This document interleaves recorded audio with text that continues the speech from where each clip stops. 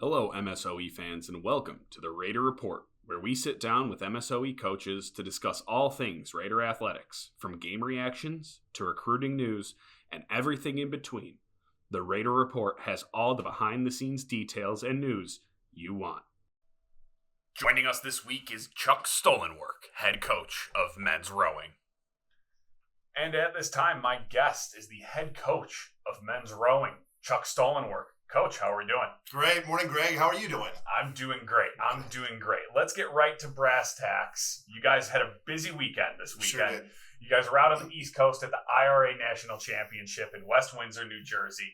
Talk to me a little bit about that. That is the National Championships, and what that race profiles is the D1 Championships for all of the schools that will qualify for that. And I think they qualify about 22 to 25 schools for that one. And then the newer event is the D3 Championships, which is where we fit in. And which they've only been doing for a couple years now. I think third year okay. now. Yeah, so fairly new. So it's nice the way everything converged in that we just joined the MARC conference. This is our third year as well. And they invite 8 teams to go. So there are, hundreds of teams that could potentially go to this. And the fact that we were selected amidst the top 8 is great. If you would have asked me about that at the beginning of the year, you always say that that's a possibility, and then when it actually happens, that's great. What a great, not surprise, but what a great way for things to turn out for us. So I thought that was a marvelous finish up to our year, because we had just a wonderful year. I was very pleased with it. For sure. And I mean, a hectic week for you guys. I took a little bit of a peek at that travel itinerary, going all over the place. But like you said, you guys have had a great season leading up to it. You've had some duels with some Division I opponents. You guys came right when I got hired. You guys came in second at the head of the Hooch Regatta. So a lot going on for you guys this year. Tell me a little bit, though, about how did you get your start in rowing?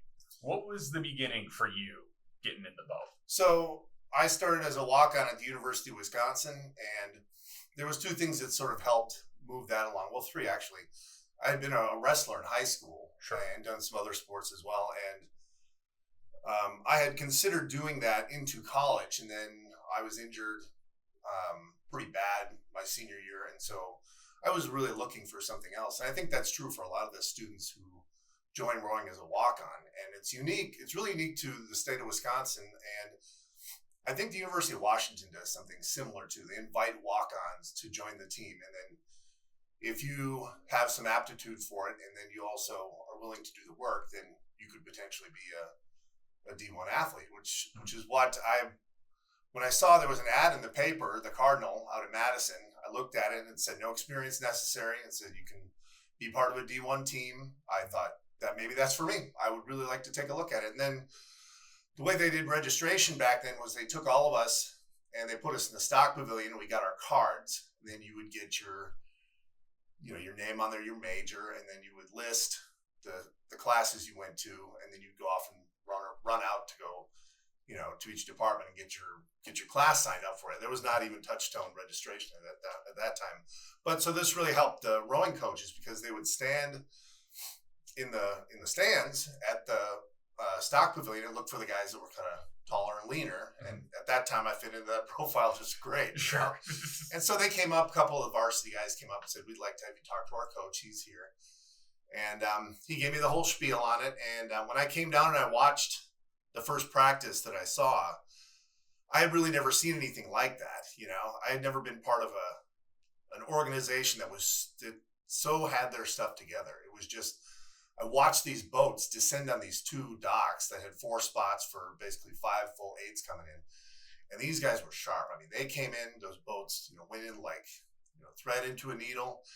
And then they got out, they got their oars out. And then these young coaches would speed around. They had these huge, 60s and 70s sport craft V-hull boats, not like the ones we have now where they're wakeless.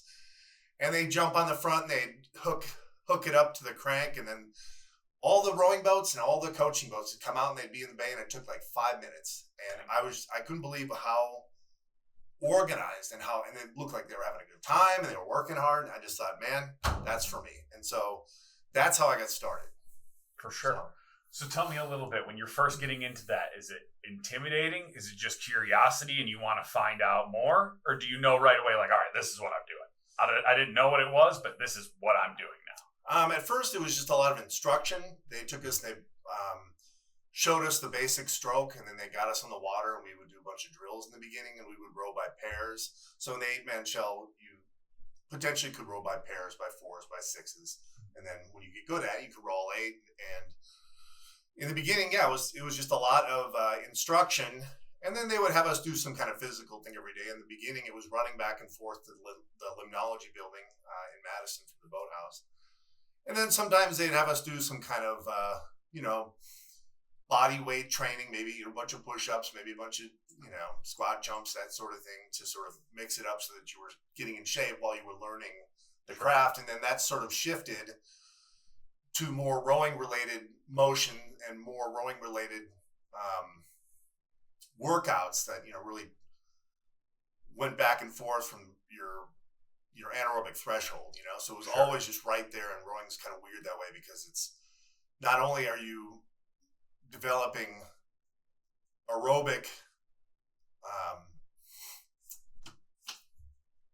capabilities so that you can row, but then you also need to know how to sprint too. So you've got the anaerobic in there as well. You got to do that all in about 5 or 6 minutes. So for sure. So then, would you say that sitting on the bleachers watching them unrow get the boats in the water, was that when you knew you were in? Yeah, pretty much. Pretty much. It was. And then they had you hook, line, and sinker. Yeah, and then it was just more of it. And I can't remember a time when I didn't want to do it, except there was a couple of times when you sit there and you think, what the heck am I doing? It was like in the spring when we would go down to Edgerton to row in the Rock River, because Mendota was frozen over, we would have to wade those boats in, and that water was probably 34 degrees, And then you crawl in there and it's dark and there's chunks of ice, and the coach was out there spinning around in circles with his launch, breaking up the thin sheet of ice so we could go row on it.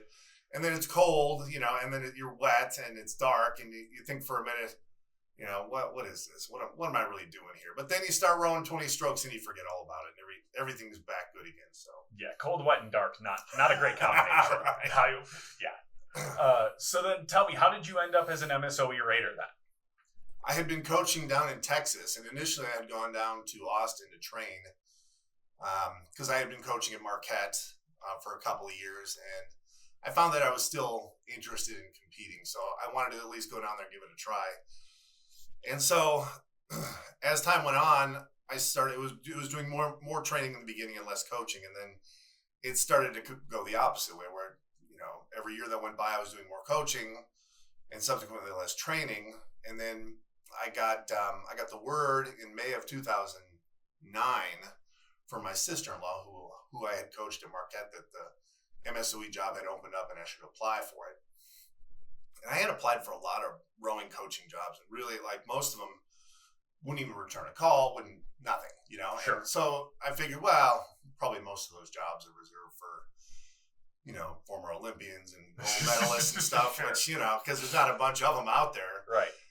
But I came in and I interviewed and was surprised to get a call back. I forgot how much time. I think my initial interview was the middle of August, and I think the beginning of October was when I heard back from them. Okay. And I had pretty much thought that it was the same thing. They were going to call me back. Yeah. And then I got the call back in October, I think it was, and they said, yeah, we'd like to have you come up again and do a second interview. And at that time I said, well, I don't know, are you really serious about this? Because I had to pay for it the first time, and I thought, I can't just keep traipsing back and forth from Wisconsin to Texas. I'm not made of money. Yeah. And they said, no, we'll pay this time. And as soon as they said that, I thought, well, maybe I got a real chance at this. Sure. And so so that's how I heard about it, and that was the process leading up to it. And at the end of the second interview, I was pretty sure that I was going to get the job. So, for sure. Yeah. Well, when you get that second call back and it's a month and a half later, that's a pretty good sign in when they pay for your flight. Yeah. That's not too shabby. No. So I'm going to make a little bit of a comparison here, and I hope that you think it makes sense. But to me, as a pro wrestling fan, I see a lot of rowing in pro wrestling in that the people that are into it are very passionate. and then the people who maybe aren't familiar with it can't quite see what the appeal is, and it leads to a disconnect between the two parties. No, that's very accurate. It's not a real great spectator sport, even though there are some events that have sort of created that for themselves, like the Head of the Charles in Boston. The spectator count is in the hundreds of thousands for that race. Sure. The Henley on the Thames in England is another one like that, where you've got hundreds of thousands of people watching this race, and and the boat race too that takes place in also on the Thames between Oxford and Cambridge. But the smaller ones that we go to are just two teams, and potentially the venue that we may be at is not good for viewing. It's not a great spectator sport. It's really for the people that are doing the competing. And it's great when you have people come out and support. Our River Challenge here is pretty good about making it pretty viewer friendly. And, you can sit at one of the bars, you can have, a few drinks while you watch, whatever you want to do. A lot of vantage points. Yeah. And so, but yeah, I agree. It is not a real popular sport, and it's important to know that and kind of be okay living in that space, because it is a bizarre little subculture, and folks who do it sometimes, and this was me also when I was younger, was how come people don't love this? What's not to love about it? This is great. Why are we being ignored? Why this, that, and why in 1991 were we, why were our heads on the chopping block when we just won a national championship? I didn't understand. But it's not all about that. It's for us it is, and that makes sense to us, but it ain't all about us, So it's important to understand where we are in the scheme of things, because in order to get better at what I do and get better at what we do as a team, it's important to understand that space. Sure. Because if you don't, you can get caught up in it, and it will seem like it's something that's disrespectful or less than what you feel it is, but that's fine. Not everybody likes peaches either, right? But they're great, and so that's fine. And wrestling is similar to that too, in that the people that are into it, they really dig it, they really love it, and then someone says it's fake, and they get really upset. Right. That's where kind of my head was going with it. I also think some of it is definitely a little bit of a regional bias too. It's so East Coast dominant and a little bit more sparse around here. Another good comparison is kind of, when people disrespect just racing fans in general. Oh, you're just making left turns. A lot of people might say, oh, well, you're just rowing a boat. Well, no, if you were actually into it, you realize the nuance and the technique and how much the conditions play a factor and all that. So for the layman out there, what are some common misconceptions about rowing? Well, the biggest one that we get is when people ask me they say, oh, I heard you do rowing. And they'll motion with their arms. They'll say, isn't that a big upper body sport? And it might look like that, but it's not really. If you have, a big set of tree trunks for legs and you have a nice set of lungs on you, that's more important than having, arms the size of pythons, right? Sure.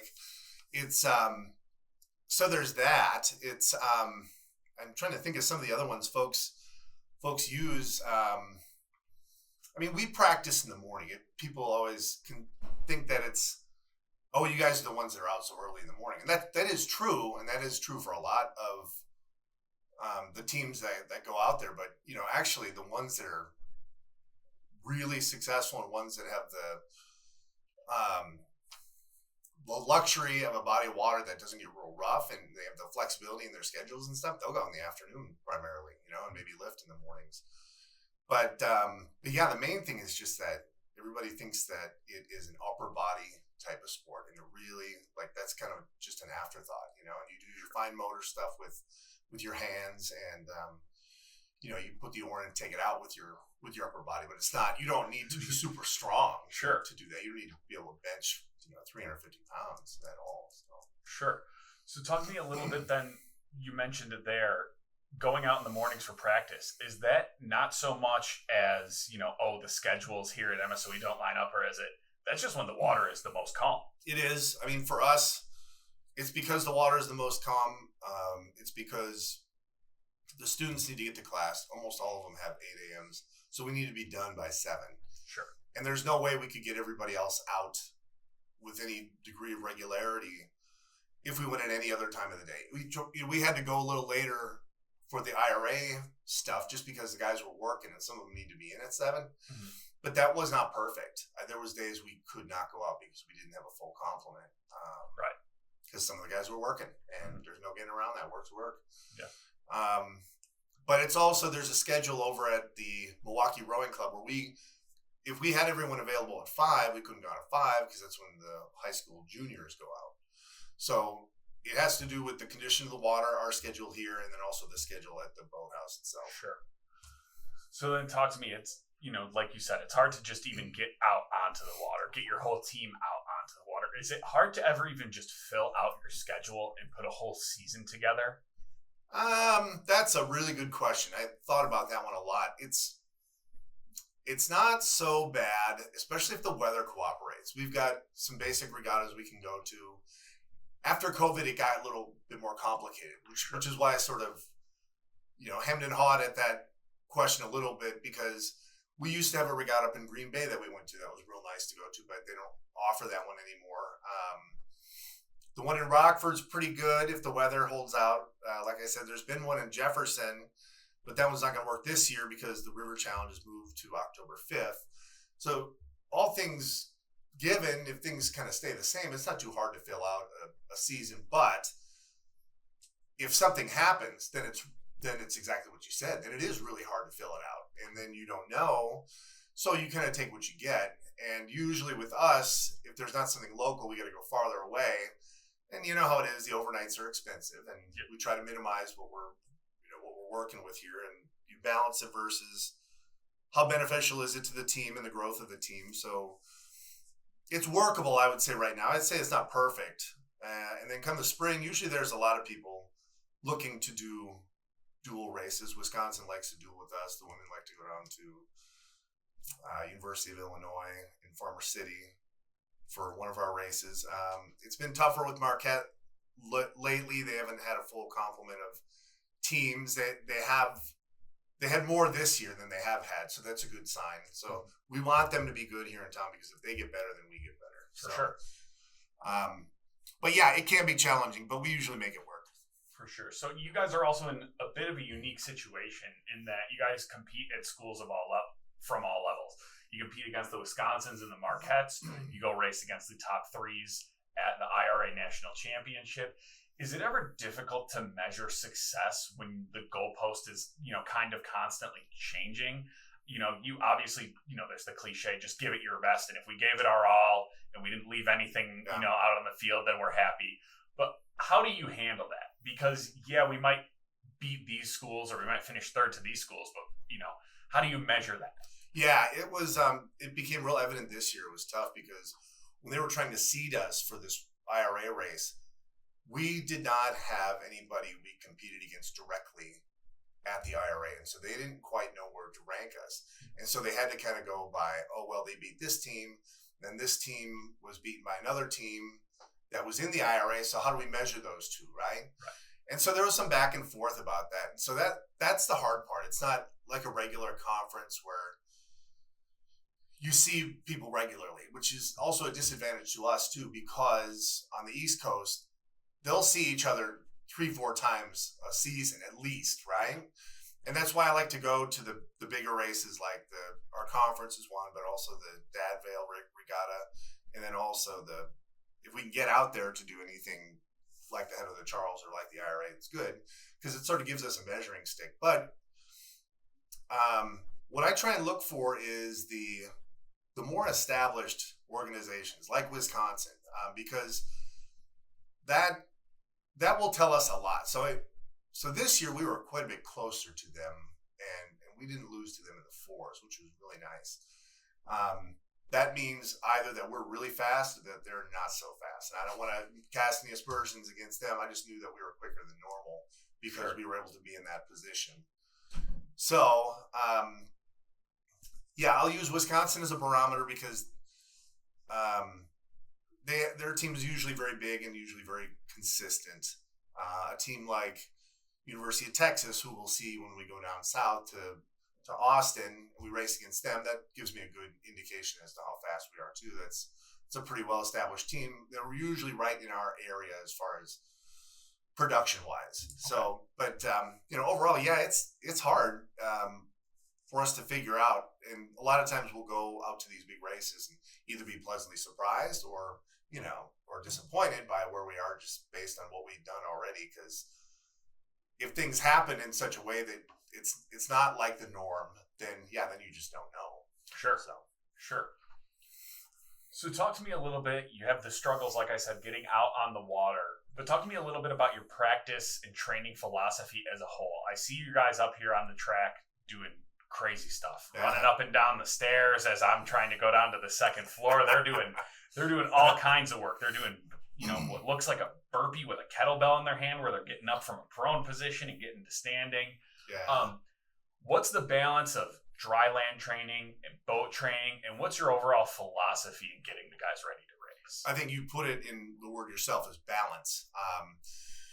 As far as the rowing goes, there's no substitute for just putting on the miles. Tons and tons of meters as being in the boat, in their lineups as best as we can get it close to what we're going to race in. And the more miles we can get in, I feel like that's probably the best thing that we can do. However, it needs to get balanced with stuff like you were saying, like these, the type of dry land workout that we do is really, it's kind of like a harmonizing type of a workout. It's designed to teach your body to work together with itself to get something done rather than just develop great big muscles. It's real harmonizing type of workout. So you're doing a lot of stuff that makes all of your body kind of work at the same time. Because with the rowing stroke, especially in our sweep boats, you'll notice if you're a starboard, you're going out to the left side. If you're a port, you're going out to the right side. It's an imbalance, right? So it's important to fix yourself so that you don't overdevelop part of your body too. And that's what we talk about in the time that they're off in the summers. Make sure you do something that balances yourself out. Don't just go and continue to row port the whole summer if you do that all year, because if you've seen, especially the guys like a generation in front of me, they look messed up because that's all they did. And that they just rowed and they didn't do any kind of balance work or anything. But even as an athlete, I knew that I wanted to balance myself out. I didn't want to look like that because they look like the hunchback in Notre Dame, right? Mm-hmm. They're overdeveloped in the back, overdeveloped in the lats, and that can't be good for you, Mm-hmm. It also breaks up the monotony because what we do is very monotonous. Same repetition over and over again. And you got to be wired a certain way just to do that to begin with. But we try and mix it up so that not only are they doing something different, but something that's going to help them. And so that they do this, the type of weight workouts that you saw where they're, managing this kettlebell while doing all kinds of complex motions, right? And so they'll do that. I try and get them, when we row in the ergometers, the rowing machines, that's not a lopsided kind of a training either. It's very even. So you're straight in, straight back. And so you're evening your body out so that it's not completely dependent on one side and one motion, right? So, but it still trains your body in such a way that you're still getting better, right? You're still doing basically the same thing. Mm-hmm. So tell me, those machines then, how relative to actually being in a boat, how similar is that? Obviously, it's close enough. Okay. I mean, it's the measure that they use to basically select people for the national team. Okay. And so it's close enough. I mean, there's also another phrase that people use a lot that says ergs don't float, which they don't. You need to be, once you're in the boat, you need to pay attention to what everyone else in the boat's doing in addition to yourself. So your responsibilities, you take care of your stuff, and that can be easily accomplished by doing a lot of work on the rowing machine and developing your timing and the way that you apply force on that wheel and everything and how you get good at it. And it's close enough. It's when you put the dampener setting at a certain level, it pretty closely mimics the water. So it feels about the same. Okay. But as far as the actual being on the water itself is different. It's just a lot of balance, a lot of other stuff going in. But if the water was flat and you were in a good boat, it would be very similar. Sure. All right. So talk to me a little bit about your group of guys. I haven't interacted with them a ton, given that you guys guys don't really compete on campus. But Yeah. I did run the media day. I think that was like my second week in the building, and I think it's safe to say you have a cast of characters. It's borderline like a cartoon. Yeah, when all of them are. I really got to know that much more on this IRA trip. Usually, I drive the boats back and forth, so I don't get to travel with them all the time. Mm-hmm. But those guys are crazy. They're all got their different brand of crazy that they're bringing in, and you kind of see that a lot with folks that are that competitive and that dedicated to their craft, that they're kind of intense, and not only are they just intense about their schoolwork, about their practicing and their racing, but they're very into their humor too. So they, when they do things, it's not like, a little, chuckle here and there. It's full out belly laughs, right? Mm-hmm. And it borders on getting a little out of hand at times. As come on guys, let's settle down back there. We gotta be respectful. Let's keep it within the limits of decency. Not that it's always like crazy and inappropriate, but that's what I'm there for. Is if things I don't like the way things are going, you got to pull them back a little bit. But they're great though, and that means I got to be on my game too, and really give them everything that they deserve as far as learning tools and opportunities to get better at what they do, and give them a little bit of space too, so that they can develop. Because one of the things I spoke to them, and it's a very young team, about is that you're gonna grow a lot in college. I'm gonna cut you a lot more space than your high school coaches did. I said I'll have every workout pretty well regimented for you. I've had that figured out. Even for next year, I got it pretty well figured out already. But what's important to do is pay attention to how they're progressing, because sometimes they're going to need you to give them a little bit more, and sometimes you're going to have to dial it back a little bit. And but it all pretty much stays within as they refer to, little tolerances of what the basic workouts are. So yeah, it's a complex group of people, but if that's kind of the one little, I don't want to call it a speed bump, but if that's the one challenge that you have, is learning how to deal with a whole bunch of different types of characters, like you said, and they all feed off each other too, then that's great. Like, it also, it makes me have to really up my game. I feel like, especially in the last 5 or 6 years, I've become like this introverted extrovert, right? And you can't just do that. You need to engage with people. Sure. You need to pay attention to what's going on, and that's been difficult, because sometimes when people who are intense and they're working very hard and things don't go exactly as they want them to, then you got to talk them through what's going on, because they don't know. Yeah. And if they have personality differences too, you need to address it, because what you don't want to do is lose the locker room either, right? And I think that anytime you've got a bunch of individuals like that are characters like that aren't just static, that they're very dynamic, that you really just got to pay attention to what's going on and listen to them, And so I've had to just pay attention more. And I've always preached that to the students and to my own children too, is the best thing you can do in any given situation, or just as you go through life, is pay attention. So yeah, but they're a great group of characters. You hit that one spot on. For sure. And then I talked about it predominantly with Coach Hurd about how hard it is for true freshmen to come in and contribute for basketball. Does that same thing hold true for rowing? Because while it is very individual and you need, one of 8 seats to be filled by one guy who's going to do their job, but it's a part of a bigger umbrella, and you got to fit in and be a cog in the machine. Is it hard for true freshmen to get in the boat and be contributors? I would say for the most part, are the people who come in as true freshmen, who are walk-ons, who haven't taken a stroke before they've gotten here.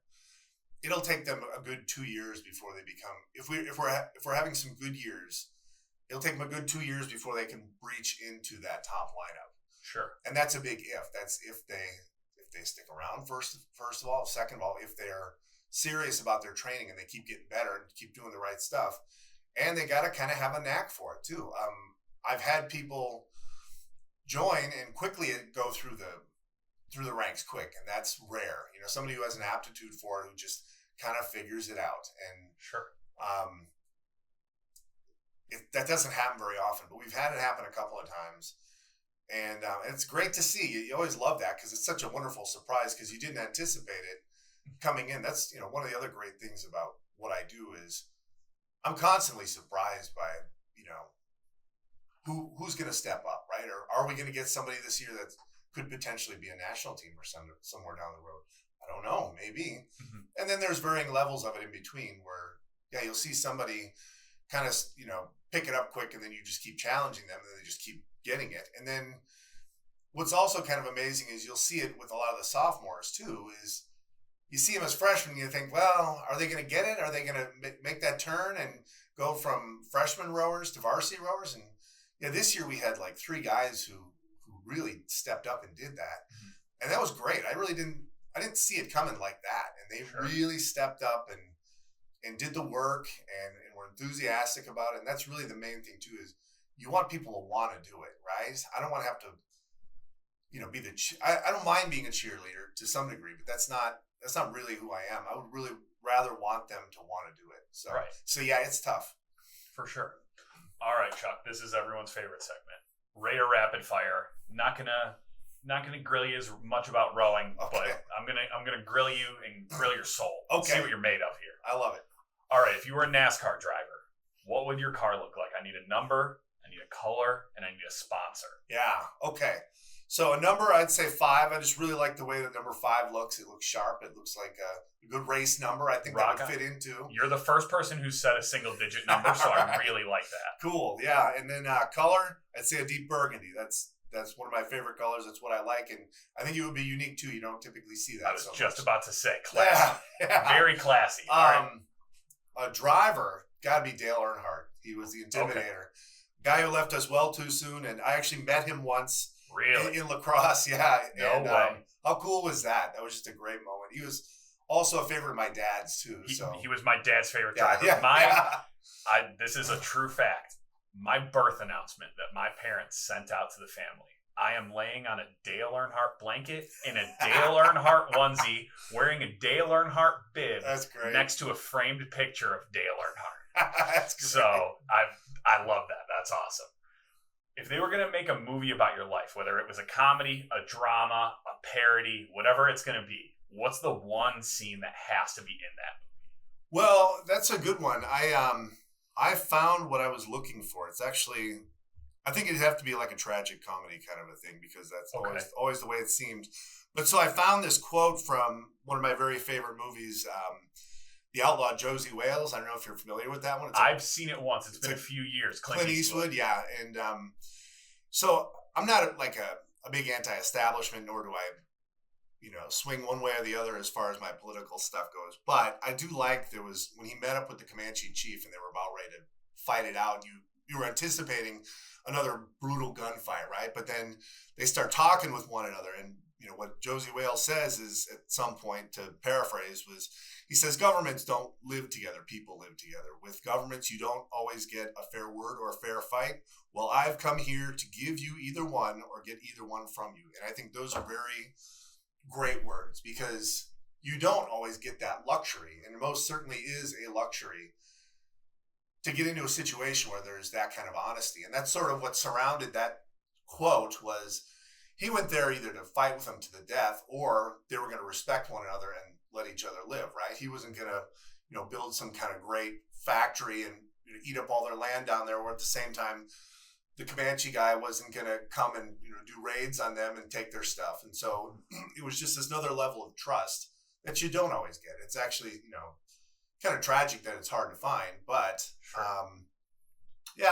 but I also like, as you notice, they named the shell after me and they call it Chuckles. I do like a good laugh too. Mm-hmm. So I'm always looking for something to break the monotony, have a few laughs because I too like the rowers that we have here. I like to have my fun as well. I like to work hard, but I like to play hard too. For sure. Yeah. Rock on. Okay. Here comes the explanation question. I was inspired by Conor McGregor and Floyd Mayweather when they had that boxing match. Back when I was in college, it's like 10 years ago. When Floyd walked to the ring, he was accompanied by Jimmy Kimmel, like a 10-year-old Justin Bieber, and the Burger King. Mm-hmm. If you were going to fight a heavyweight main event boxing matchup, who's walking to the ring with you? Oh, wow. That's a good one. I will add, this can be fake. This can be fictitious characters too. Yeah. Travis the trainer said his brother, his sister, and Aragorn from Lord of the Rings. Right. Okay. That works. His crew. Well, definitely Chevy Chase's character Fletch from the movies. Fletch would be a good one. Probably the Toxic Avenger. I don't know if you know that guy. He was a character from a movie from the Trauma Vision people. He was this weird mutant that, That sounds super familiar. I'm going to Google it, and it's going to be like Yeah, and how about Lenny from Mice and Men? That would be good. Okay, all right. So you got some muscle coming with you Right. for sure. All right, now the committee at Summerfest, they've given you the autonomy. You can book the Sunday night headliner. You're booking the final concert. You get to send everyone home happy, or you can just book whatever band you want to see. Who's closing the show? Ooh, that's a good one. I guess what I would like to see is I'd like to see somebody who maybe typically doesn't come to this area, I mean, because it was a big thing when I was growing up. My parents talked about it too, is that, the Beatles had come in 1964, and that was huge because usually we didn't get people like that to come to Milwaukee. And so, I would have to pick a popular band that doesn't often come to Milwaukee, but I'm not sure I would know exactly who that would be at the moment. I used to work concerts as security, so I've seen tons of them. Okay. So feel like I'm missing anything there. So I would love to just bring the energy to the city rather than just. So a very unselfish pick on your. Well, yeah, whatever. You've seen it all. I would enjoy it too, So I suppose I could say the Stones, but I think they're coming anyway. So the Stones are coming bad out example, the past couple of years. All right, so tell me a little bit. You mentioned it, Chuckles, the new shells. What goes into getting a new shells? If you don't mind sharing a little bit of roughly what's the price range of a shell? How much really goes into planning what you need? Like how much design work goes into that? And, who's involved in that decision-making process? Yeah. It's interesting because I'll just speak to my experience on the whole thing. The last time I had something like that happen where someone had offered just to buy rowing shells was when I coached at Marquette, and that was 1997 or 1998. And it was very similar. The topic had come up and sort of come back to me. I was not the one who brought it up, but before I go forward with anything, I was ready to do that whenever. I think you always have to be ready when someone asks you or when someone offers you a big donation like that. You need to know immediately because people want results quickly, especially the ones who are going to front that kind of money to get these boats, right? And I think the 2 4s we got from Marquette were somewhere between $15,000 and $17,000 at that time. Top of the line rowing shells. That's back in 1996. Yeah. So that was expensive for then. And that's how it happened. Expensive for now. Yeah, it is. Yeah, it's nothing. It is a lot of money. But it was very similar. Someone had approached me and said, "What do you need?" And so, as a younger guy, I didn't know exactly what that meant right away. But I said, "Well, what are we talking about here? Is this something you want to get some used boats that are good? Nope, new boats, open price tag. What do you think?" And so I said, "Well, okay, here's what I would recommend." And at some point during the whole process, it was just kind of turned over to me, and then I contacted the boat manufacturer. And the process was very similar for the 2.8s that we got, the Legacy and the Chuckles here. Each one of those shells cost about $45,000. So it's $90,000 in those 2 boats. That's like buying 2 cars. Yeah, it is. And, if you look in there and you look at the workmanship that goes in there, it's just, they're works of art. It always really, truly bothered me when I would see one of those shells get damaged or wrecked. And sometimes people would not acknowledge that. It really bothered me. Athletes or whoever, don't recognize just the beauty of those shells and the work that went into them first and foremost. And then, the cost of them. It's just like, I would treat that like it was my father's property, right? Like, I don't I want to respect respect that to the nth degree, right? Yeah, that's like the Ferrari and Ferris Bueller, or the Yeah. Corvette, whatever. They didn't respect that one though, right? Right, exactly. Like, but so then it really kind of fell to me too, is because when somebody says to you, and that was this particular donor said, "What do you need?" And it was very similar. It was, "Whatever you need, I'll take care of it." And so I very quickly researched in talking to some people, and also based on what I knew, and I was more or less ready to make that purchase whenever the opportunity came. But look at how many years went by between those two purchases. It was a long time. 24 years. 25, 26, 27 years. It was great because it was right time, right place. Like, we have this developing crew that was coming up, and having the new shell like that makes a difference. You hate to use, there's an old expression that says, it's a poor craftsman who blames his tools. However, these rowing shells, as you put millions upon millions of meters on them, they get tired and they flex and they don't go as straight as they used to, and they're heavier or maybe waterlogged. All these things. And when you've got a brand new stiff shell like that, you can shave off a lot of time. In my estimation, it was 10, 11 seconds worth, right? Jeez. That's huge. That's a big difference. Yeah. It's one of the reasons why we were selected to go to a big race like that, because helped put us into the time range we needed to qualify for a big race like that. And then as far as the details of it go, the color and the nuances of the shell, I asked around a little bit. There were some things I thought the students might want. There are these little things called calf guards. So if they put them in there, you don't get the back of your legs chewed up as much if you're putting on a bunch of meters. So we opted for that. We opted for aluminum riggers as opposed to the carbon fiber weave ones. Supposedly the carbon fiber ones are potentially a little bit lighter, but in all the folks I talked to, they said it's not that much faster. And also, if you damage one of them, it's not like you can repair it, right? The aluminum ones we can repair. What I can't repair, there's actually somebody here on campus who helps me. His name is Brett. He works over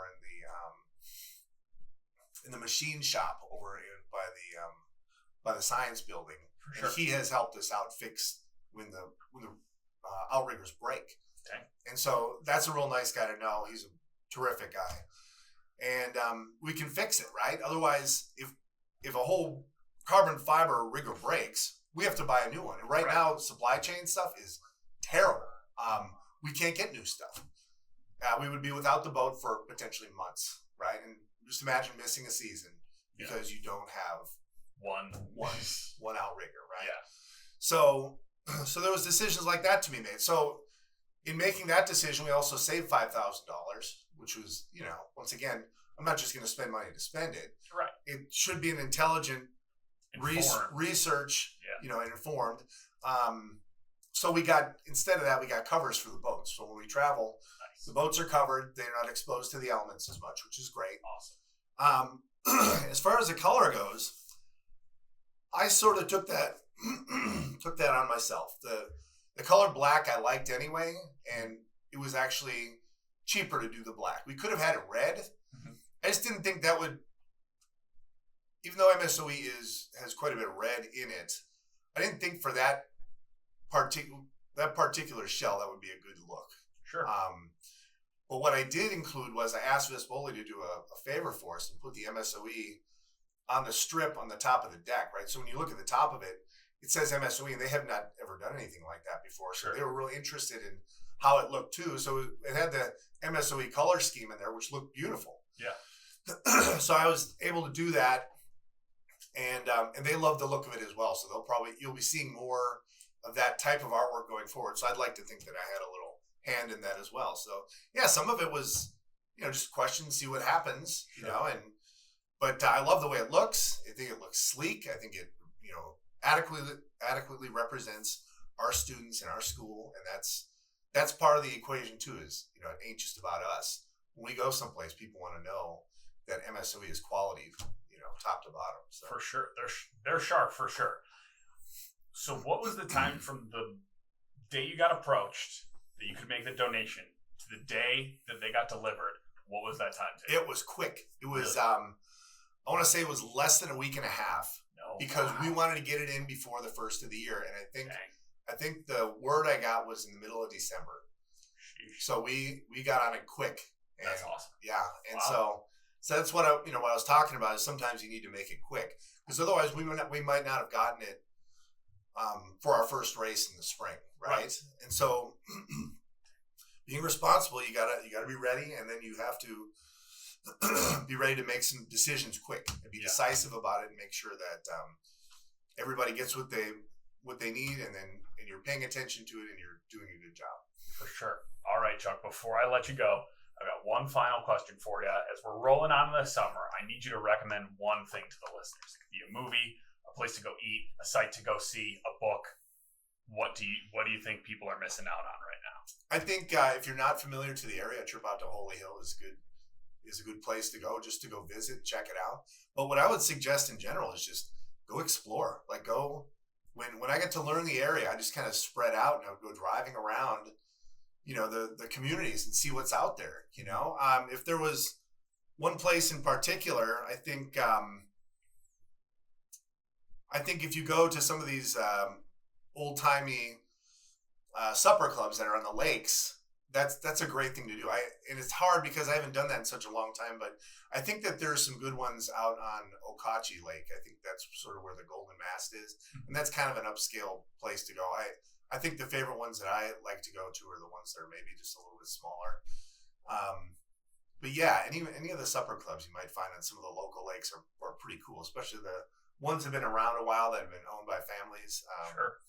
So yeah, I would say go out and explore, but if you're not from the area, go check out Holy Hill. The view out there is unbelievable. I'll have to make my way up there. Yeah. For sure. And if I think of a place, I'll tell you, I know of more supper clubs up north than anything up around the Hayward area. But locally, just look around, if you're looking for good places to eat, go to Bayview. They got a ton of great places over there. Three Brothers is over there. For sure. Santino's Little Italy, great places, local and owned by families in the area, and that they've been around forever. So. For sure. Rock on, Chuck. I want to thank you for taking the time to join me this week. Thank you, Greg. I sure appreciate it. Thanks again to Coach Chuck for taking the time to join me this week, and a big congratulations to the entire rowing team for competing at the IRA National Championships this past weekend. You can follow Raider Athletics on YouTube at MSOE Raider Athletics, and you can follow us on Twitter and Instagram at MSOE_Raiders. Don't forget to find us on Spotify too. Be sure to like, subscribe, follow, repost, share, and get the word out to all your Raider friends and family. We want you to be heard. Mention us on social media and tell us what you want to hear about. Go Raiders!